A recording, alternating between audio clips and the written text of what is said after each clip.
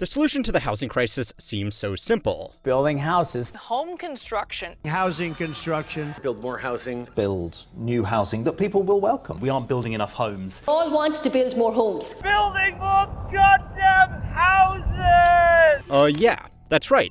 Just build more houses. Well, we've been trying.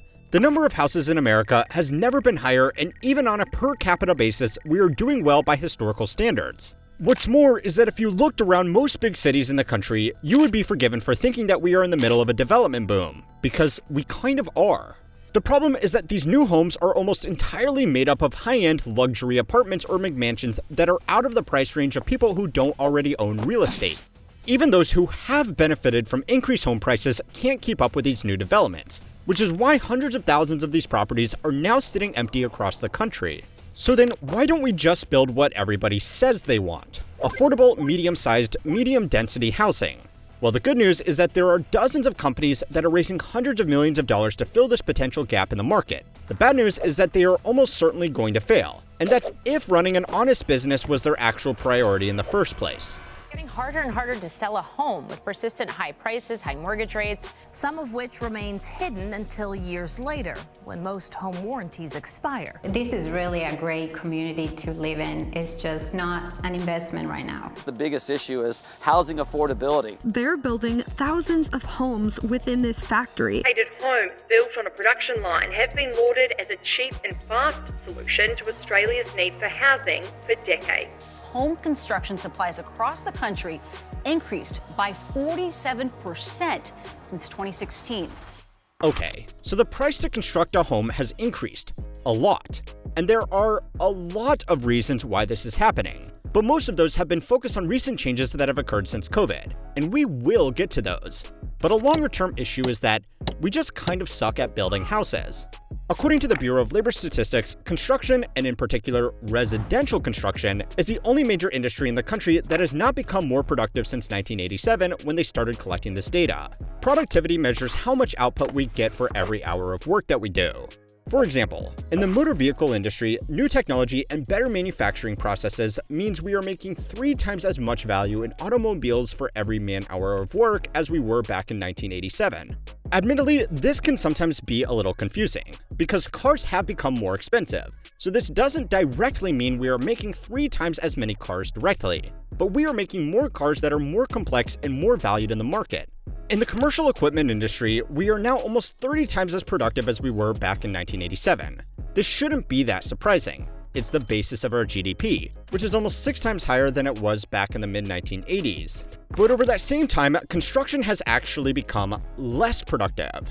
To oversimplify, we are only getting 80% as much house for every man-hour spent on construction, even though in almost every other sector of the economy, we are much more productive. This drop was almost so unbelievable that the Fed commissioned an investigation into the sector to find out if they were messing up the data somehow. The report tried to make the argument that maybe new home construction was just of a significantly higher quality, which is why it was taking longer. And well, this probably isn't surprising to anybody who has toured a newly built home recently, but there was no evidence that building standards have measurably improved. A 30-year mortgage at Michael's age essentially means that he's buying a coffin. If I were buying my coffin, I would get one with thicker walls, so you couldn't hear the other dead people. After looking into almost every possible issue with their data, the conclusion was that, nope, the construction industry really had gone backwards, which begs the question, why? Well, there are a few reasons. The first might come as a shock to you if you have watched this channel for a while. Yeah, no, I'm kidding. It's private equity. Trade businesses like roofers, plumbers, carpenters, and general builders have been some of the most popular acquisition targets for private equity investors over the last 2 decades. The way this typically works is that a large PE firm will target a regional market and slowly buy up all of the electrician businesses in a given area. Once they have an array of these companies, they will centralize sales, bookings, administration, and other overhead to theoretically save on costs and make these businesses more competitive in the marketplace. Now, if that's where the business strategy stopped, it honestly wouldn't be that bad. Business owners have a way to sell their business to fund a retirement, and lower operating costs could, in theory, be passed along to consumers. But of course, in reality, it rarely works like this. To acquire these businesses, PE firms borrow a lot of money so they don't have to put in too much of their own money. That debt needs to be repaid, so realistically, what they actually end up doing is replacing the cost of hiring lots of independent local staff with the cost of paying back lots of debt, leaving little room for actual cost savings. And that's assuming they wanted to give you a good deal in the first place. It can be really hard to tell when a business has been acquired because on the surface, they usually keep their old branding. This means it's possible that if you do the responsible thing and get 3 quotes from 3 different plumbing companies to work on building your new home, you might actually be talking to the same business 3 times over. And they don't exactly have much incentive to compete on price against themselves. To put this into perspective, Goldman Sachs is technically now the largest HVAC company in America. The impact of local micro-monopolies was something that the FTC was starting to pay attention to. However, officially, they are no longer looking into this problem. This explains part of the reason why housing has become more expensive, but theoretically, the free market should slowly undermine these profiteering businesses, right? Well, even with all of these tactics, the industry is struggling financially because of the productivity problem. And according to the data, billions of dollars worth of outside investment has only made it worse. But don't worry, the tech bros have a solution. So it's time to learn how money works to find out why we suck at building houses and why investors can't seem to find a solution to that problem so far. This video was made possible by Odoo. Odoo is an all-in-one business management platform designed to handle everything: CRM, sales, inventory, accounting, manufacturing, project management, you name it. And the best part? It's all connected, customizable, and easy to use. We've been especially impressed with the website builder. You can launch a sleek, professional site in just a few clicks, with unlimited hosting, free support, and a custom domain for a full year. But that's just one piece. Odoo also gives you real-time inventory tracking, automated invoicing with AI-powered data capture, and predictive lead scoring to help your team focus on what really matters. We've recently moved our How Money Works library over to Odoo, and it's been a game changer. Everything runs faster, it's easier to manage and explore, and we finally have the flexibility to scale it the way we've always wanted. And yes, there's more coming. We're building something brand new on Odoo that's set to go live next month. We can't wait to show you. Whether you're building a business from scratch or upgrading what you already have, check out Odoo. Use the link in the description to try any app for free for 15 days. No credit card needed. Okay, so there are 2 main reasons why American productivity has grown so much in most other industries. The first reason, as you could probably guess, is technological improvements. The example from earlier, car manufacturing looks very different today than it did 40 years ago thanks to a lot of automation. Other industries like tech have developed even further. According to company financials, Apple makes $2.4 million in revenue per employee. That's because in new roles like tech development, a few man-hours of work on a new feature can be leveraged over billions of devices within their ecosystem, potentially making hundreds of millions, if not billions of dollars. Going all in on technology has had its problems, but it has made our economy look really good, at least on paper. The second reason American productivity has improved in most industries is not really because we have become more productive at our jobs, but because we have taken the least productive jobs and outsourced them overseas. Business majors and economists call this the service pyramid.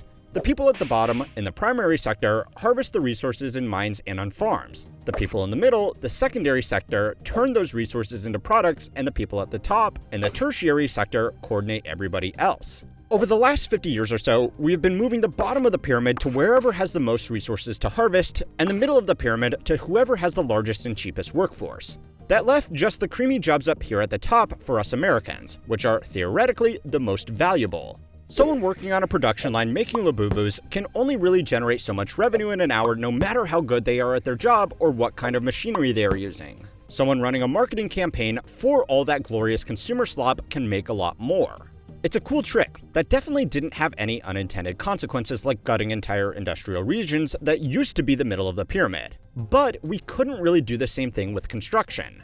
A residential construction site today looks roughly the same as a residential construction site from the 1980s. Builders use slightly more modern tools and materials, but the change hasn't been nearly as drastic as it has been in factories and offices. And because a house is built where it stands, we haven't been able to outsource these jobs either. Although, to be honest, we kind of have. We will need to talk about that later. But before that, we need to look at how the venture capitalists are planning to change this broken system. If you've been paying any attention to the construction industry or you follow any real estate influencers, you've probably seen a lot of new companies raising billions of dollars to build homes in factories. The idea actually makes a lot of sense. If homes are mass-produced in a controlled environment like a factory floor, then we could use the same kind of automation techniques that made things like the car industry more productive while residential construction remained stagnant.